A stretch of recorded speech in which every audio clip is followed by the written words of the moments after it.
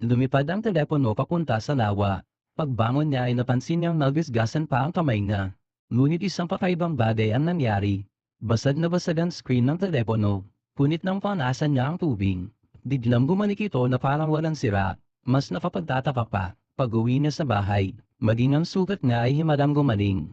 Biglang may naisip siya. May kinalaman kaya ito sa lawa. Dahil parehong nadikit sa tubig ang sugat at ang telepono. Sakto naman sa oras ng hapunan. Aksidenteng nabasag ng kapatid niyang si Amber ang plato. At doon siya nagkaroon ng ideya. Pinulot niya lahat ng sirang gamit sa bahay. At nagtungo patungo sa lawa. Pagbalik niya, lahat ng gamit sa bag ay naayos na. Tulad ng kanyang inaakala, ang tubig sa lawa ay may kapangyarihang magpagaling. At bigla siyang napaisip ng mapangahas na plano. Sa gabing iyon, habang mahimbing ang tulog ng ama, parihim siyang pumunta sa lawa, ngunit hindi niya alam na nakita siya ng kapatid niyang si Amber. At tahimik siyang sinundan. Pagdating sa tabi ng lawa, nakita ni Amber na may kinuha si Jack mula sa bag. Kita sa mukha ng kuya niya ang taba. Isang urni yon ng abo. Nasa loob ang mga abo ng kanilang ina. Hindi inaasahan ni Amber na gusto ni Jack muhayin muli ang kanilang ina gamit ang tubig sa lawa. Hindi alam ni Amber ang dahilan. Lumapit siya at tinanong kung bakit dinala ng kuya ang abo ng ina roon. Nagulat si Jack at dali-daling nagsabing hindi yun urn. Siyempre hindi naniwala si Amber, kaya nagagawa ng magkapatid.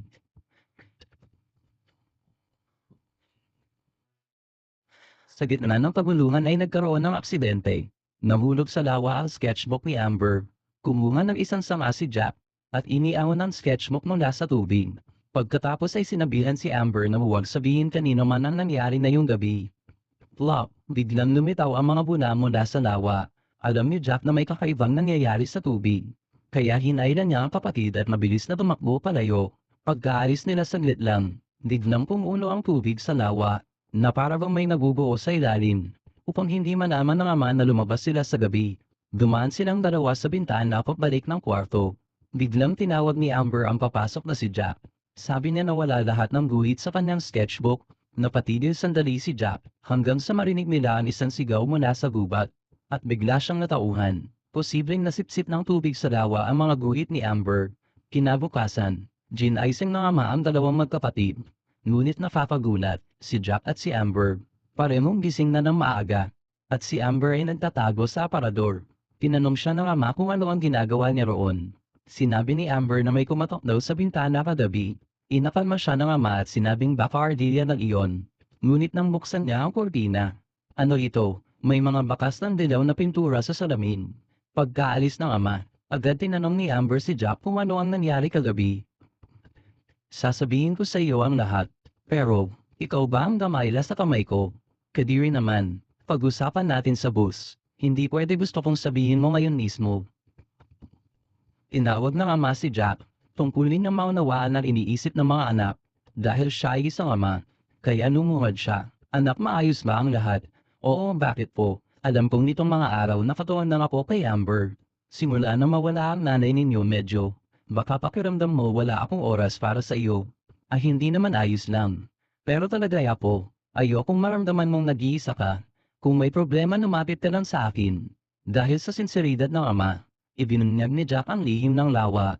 Sinabi niya na dahil sa pagkawala ng kanilang ina, hindi naging matatag ang isip ni Amber. At puno ng nakakatakot na halimaw ang kanyang mga iginulit. At natatakot siyang baka gawing totoo ng lawa ang mga ito. Habang nagsasalita si Jack, napatigil ang ama. At saka sinabi kay Jack na sumakay na sa kotse. Naisip ni Jack na hindi siya pinaniniwalaan ng ama. Kaya nagkahiwalay silang walang imikan. Matapos ihatid ang mga bata sa paaralan, nagligpit ng gamit ang ama sa bahay. Ngunit hindi niya inasahan na ang nabasag na plato ay buo na ulit. Samantala, si Jack ay tahimik na nag-iisip sa school bus. Biglang napansin ni Amber ang kumikislap na mga ilaw sa labas. Pagkatapos ay may malaking aso na kamay na lumabas mula sa taniman ng mais.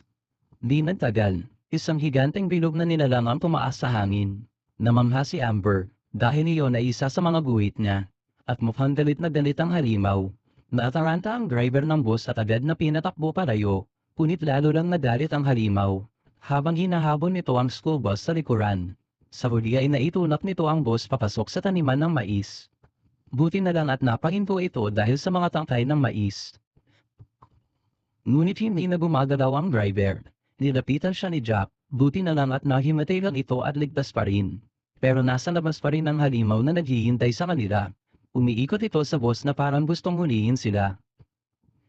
Inanong ni Jack si Amber kung paano nila mapapalayas ang halimaw. Saglit na nag-isip si Amber, at sinabing baka makatulog ito kung kakantahan nila. Naisip ni Jack ang isang ideya. Sinilit niya ang laman ng kanyang bag. Plano niyang patugtugin ng lullaby para patulugin ang halimaw.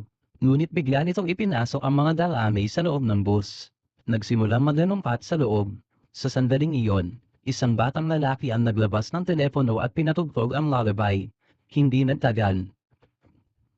Napatalon palabas ng maysa ng grupo. Ngunit dahil sa ingay, nagising muli ang halimaw. Buti na lang hindi ito marahas. At hindi na sila hinabol pa. Tumakbo sila papunta sa kagubatan. Biglang huminto si Amber. Tinanong siya ni Jack kung bakit. Sinabi ni Amber na ang pag-atake ng halimaw sa bus ay eksena sa kanyang buhit. Tinanong siya ni Jack kung may iba pa siyang idinuhit.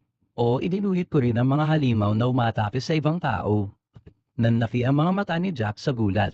Kasabay nito, may isang batang may kulot na buhok na naiwan sa gubat. Dahil hindi siya nakasunod sa grupo. Napakita siya ng isang rusot na guhit ng mirason. Na mukhang walang banta, sinubukan niya itong itaboy palayo. Ngunit hindi ito gumalaw kahit kaunti. Hanggang sa unti-unti siyang lumapit. At doon biglang nagalit ang mirasol. Bigla itong sumigaw ng napakalakas. At ang tunog ay sobrang nakakabini. Sa mismong sandaling iyon, nagising ang isang higanteng halimaw sa kagubatan. Agad itong dumating matapos marinig ang ingay. At ibinuka ang malaking bibig papunta kay kulot na bata.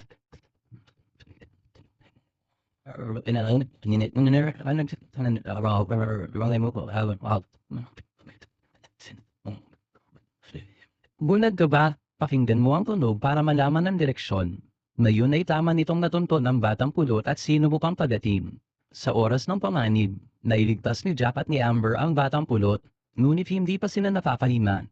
Sumunod sa kanila ang mirason, at sumigaw ito ng malakas para tulungan ng bulag na halimaw mahanap sila. Biglang may naisip si Jack. Hinagis niya ang mirasol sa tubig. Dahil gawa sa marker ang mga halimaw. Natutunaw sila kapag nabasa at tuluyang nawawala. Natunaw ang mirasol, ngunit walang sapat na tubig para mabura ang bulag na halimaw. Dahil hindi nila ito mapuksa, naghagis ng bato si Amber sa ibang direksyon upang iriga ang halimaw, at nakatakas silang tatlo ng ligtas. Samantala, pinagmasdan ng ama ang naayos na plato at nag-isip. Biglang tumunog ang telepono. Naghanap siya kung saan ito naroroon. At nakita niyang nangulog pala ito sa ilalim ng cabinet. Mas kakaiba pa may tasa sa sulok ng dingding. Kinuha niya ito, at napansin iyon ang kanyang tasang ginamit kaninang umaga. Sa likod ng tasa ay may pulang bola. Habang nagtataka siya kung ano iyon.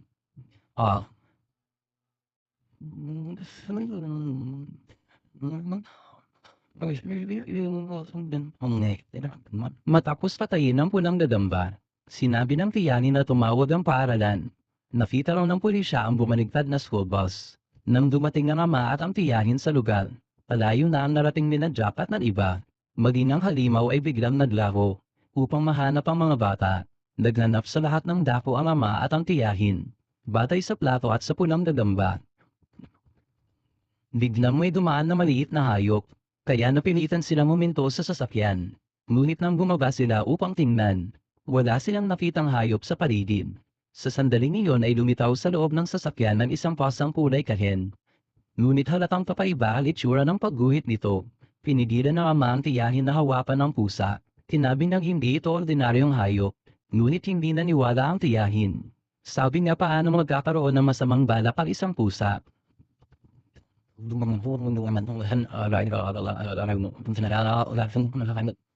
Hindi mo ba napapansin kakaiba ang pasang ito? Kapag kasulang niyan tumahimik ka na.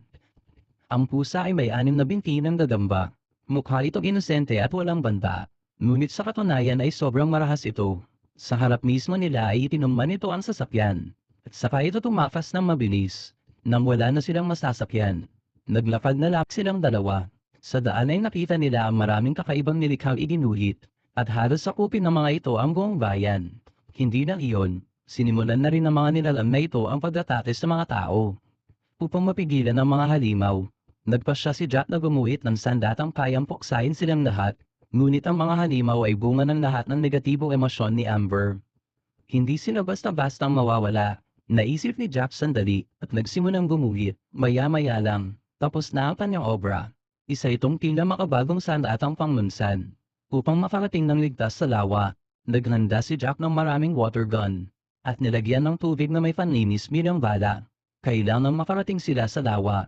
Kapag narating ng lawa sa parang magiging totoo ang sandata, mainit niyang inilagay ang guhit sa loob ng bag. Kasama rito ang abo ng kanilang ina. Hindi pa rin sumusuko si Jack sa pagbangon ng kanyang ina. Nais munang magbanyo ng batang pulot bago lumaban. Ngunit laking gulat niya nang makita ang kwartong puno ng punang dadamba. Habang gumagapang ang mga ito sa katawan ng batang pulot, agad tumakbo si Jack para tumulong. Inuksa niya ang mga pulang dadamba. Narinig nila ang sigaw ni Amber at agad tumingin. Napakarami, nakakakilabot tingnan.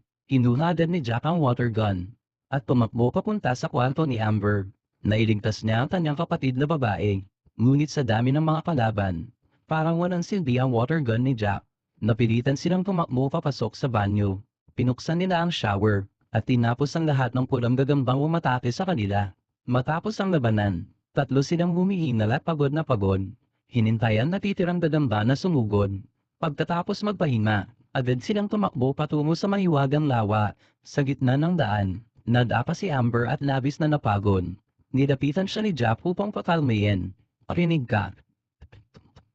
Kailangan kita, Amber. Hindi ko kaya ito mag-isa. Lalo na kung palagi kang kumukontra sa akin. Tumigil ka. Anong ginagawa mo? Pwede bang bigyan mo ako ng isang minutong patahimikan? Bitawan mo ako. Palagi kang nagsasalita, hindi mo kami pinakikinggan. At palagi kang naguutos sa amin kung anong gagawin. Gusto mong lahat ay ayon sa plano mo. Ano ba talaga ang nangyayari sa iyo? Gusto ko nang tulungan ka, alam mo ba yon? Ako at si Papa rin. Araw-araw naming iniisip kung paano ka matutulungan. Ngunit hindi nito pinapagaan ang pakiramdam ko. Bagkus mas lalo kong nararamdaman na may mali sa akin. Baka naman ikaw talaga ang may problema. Ang katotohanan ay parang matalim na kutsilyo yung sumasakit. Ito ang unang pagkakataon na nagalit si Jack sa kanyang kapatid. Alam niyang hindi siya dapat umasta ng ganoon. Ngunit hindi na niya napigilan ang sarili. Tinanong siya ni Amber kung bakit pa niya dala ang abo ng ina. At kung may plano ba siyang gawin ng isang kabariwan. Nataranta si Jack at umiwas ng tingin. Sa huli ay sinabi ni Amber na marahil hindi lang siya ang may problema. Naghiwalay silang magkasama sa tampuhan. Agpas siyang mag-isa si Jack na magpatuloy. Makalipas ang ilang sandali, nakakita siya ng mga pulang gagamba na nagnanakaw ng mga gamit nila. At inilalagay ito sa isang bahagi ng kagubatan. Napansin din ni Jack ang ilang mga guhit ng kanyang kapatid. Habang sinusuhi niya ang mga iyon, nakita niya may isa roong larawan tungkol sa kanya. Ipinintas siyang may hawak na espada. At matapang na nakatayo sa harap ng kanyang kapatid. Biglang may narinig siyang kakaibang umol sa malayo. Sinundan ni Jack ang tunog at nakita ang isang lalaking nakaitim sa tabi ng lawa. Dahan-dahang gumapang ito papunta sa tubig. At itinapon sa lawa ang isang larawan. At sa sumunod na sandali ay may nangyaring nakakagulat. Nagsimulang kumulo ang tubig sa lawa. At mula roon ay tumano ng isang itim na halimaw. Nang makita iyon ng lalaking nakaitim, muli siyang bumalik sa gilid at nagsimulang gumuhit ulit. Habang napakalat sa lupa ang napakaraming marker. Sino ang nakakaalam kung ilang halimaw na ang nagawa niya? Napatigil si Jack sa takot. Ngunit buong tapang niyang kinuha ang kanyang iginuhit na sandata. At nagpas siyang lumaban ng buong lakas. Ngunit hindi naging maganda ang simula niya. Hindi sinasadyang nawala rin ang guhit na iyon. Lumapit ang lalaking nakaitim. Pinulot niya ang guhit at piningnan ito. At ang kanyang baluktot na mukha ay napuno ng galit. Pinunit niya ang iginuhit ni Jack upang maunawaan ang tungkol sa halimaw. Muling hinanap ni Jack sina Amber at ang batang pulot. Sinabi ni Amber kay Jack na iyon ay larawan ng sarili niyang anyo. Madilim at makasarili. At nais lamang lumikha ng mga halimaw upang wasakin ang mundo. Pagkatapos mag-isip sinabi ni Jack, iyan ba talaga ang sarili mong nakikita? Hindi ka naman ganon. Ikaw ay matalino, masigla at mabait. Dati ay marunong ka pang mag-alala para sa iba. Ang pagguhit ng ilang masasamang imahe, hindi na nangangulugang isa kang masamang tao. Ang mga taong ganoon mag-isip ay mga handgan. At nararapat lamang silang hatiin sa dalawa. Lumapit si Jack at pinulot ang iginuhit na nakita niya. Sinabi niya sa kapatid, ito ang tunay na ikaw. Tumiti ng bahagya si Amber. At sinabi kay Jack na iyon ay isang espada ng diamante. Alam niyang mahilig si Kuya sa larong Minecraft. At matagal na niyang gustong iguhit iyon para sa kanya. Palihim na tumingin si Jack kay Amber. at humingi ng tawad sa nangyari kanina. Sa wakas ay nagkabati ang magkapatid. Upang mailihis ang halimaw na nakaitim, nagboluntaryo ang batang pulot bilang pain. Patuloy na inaasar ang nilalang na iyon. Upang maitunak ito palayo, ngunit hindi na inasahan, na ang mga halimaw na nilikha ng lalaki ay nagkalat na sa kagubatan. Kaya tumakbo siya ng tapot na tapot, at ninala ang mga halimaw palayo sa kanila. Samantala nagranda si Jack na pumunta sa lawa upang gumuhit muli ng sandata. Ngunit hindi niya alam hindi pa rin umaalis ang lalaking nakaitim sa tabi ng lawa. Sa kawalan ng ibang paraan, tinapat ni Jack ang lalaking nakaitim gamit ang apoy. Ngunit hindi ito natakot sa mga liyab. Kahit sinunog ang kanyang ulo, hindi pa rin siya namatay. Namuntik ng patayin ni itim si Jack. Natapos na ni Amber ang pagguhit ng sandata. Isang hanay ng mga itim na dalami ang lumitaw. Mahigpit na binalot ang lalaking nakaitim. Nakita ni Jack na nakikipaglaban si Amber, kaya iginuhit niya agad ang espada. At lumaban silang magkasama. Samantala, naabutan ng halimaw ang batang pulot. Buti na lang at dumating sa oras ang ama at tiyahin. At gamit ang lakas ay natalo nila ang mga halimaw. Sa parehong oras natalo na rin ang magkapatid ang lalaking nakaitim. Namlapitan ng ama si Amber. Tumakbo si Jack mag-isa papunta sa lawa. At sa wakas ay inihulog na ang kanyang guhit sa tubig.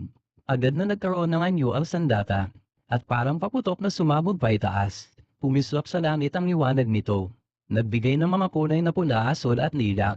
At tila mga bituin na hulog mula sa langit. Hindi alam ng mga halimaw sa lupa, na ang mga bunadakaw ay parang may sariling mga mata. Diretso silang lumipad patungo sa kanila. Wala nang takas ang mga halimaw. At buong lakas na sinalubong ang mga ito. Ito ang sandatang ginawa ni Jack. Matapos mapuksa ang mga halimaw, kinuha ni Jack ang abo ng kanilang ina. Biglang lumitaw ang kanyang ama sa likuran niya. Alam ko na kung ano ang balak mong gawin. Ngunit bago ka kumilos pakinggan mo muna ako. Alam kong mismo ang iyong ina. Isko rin siya sobra-sobra. Ngunit hindi ko kailanman na ipahayag ng maayos. Upang maramdaman ninyo kung gaano ko siya kamahal. Akala ko noon na si Amber lang ang kailangang gumaling. Ngunit tama pala si Amber. Ginawa niya ang dapat nating gawin, ilabas sa sakit sa loob. Hindi siya tumakas sa kirot. At hindi niya tinapon ang kanyang sugat. Nabigo kita anak, hindi ko kailanman binigyan ng oras ang ating mga sugat para maghilom. Dahil sa iyo, dahil palagi kang maunawain, at dahil masyado kang responsable ano pumumpunan ng mga kapunaman. Ngunit hindi dapat iyon maging pasalin mo lamang. Pumarap si Jack, hindi niya binuhay muli ang kanilang ina. Dahil nasira ang sisidlan ng abo sa labanan. At nagkalat na sa lupa ang abo. Hindi siya sinisi ng ama. Bagkus ay niyakap niya ng mahigpit si Jack. Puna ng mamatay at ina. Hindi kailanman nagreklamo si Jack. Laging kalmado at mahinahon. At palaging inuuna ang kapatid niyang si Amber. Nang makita iyon ng ama, ibinuhos niya ang lahat ng pagmamahal kay Amber. At nakalimutang bigyang pansin ang damdamin ni Jack. Ngunit hindi iyon alintana ni Jack. Ay iintindihan niya kung bakit kailangang alalayan ng ama si Amber. Walang sino man ang mas nasaktan kaysa kay Jack sa pagkawala ng ina. Ngunit pinili niyang huwag ilabas ang kanyang sakit tulad ni Amber. Sa halip ay tinulungan pa niyang tanggapin ng kapatid ang lungkot nito. Kaya tunay na pahanga-hanga si Jack. Sa pagtatapos ng pelikula, muling bumalik sa ayos ang kanilang pamilya. At hindi na gumuhit si Amber ng mga nakakatapot na nilalang.